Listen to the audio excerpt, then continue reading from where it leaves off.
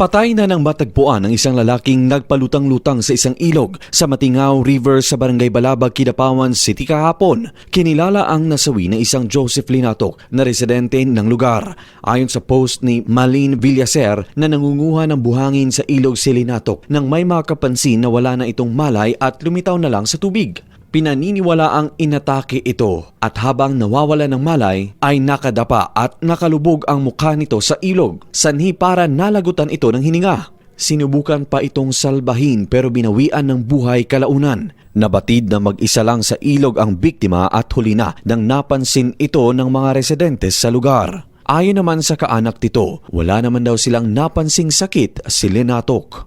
Luigi Alan Totor, NDBC, Bida Balita.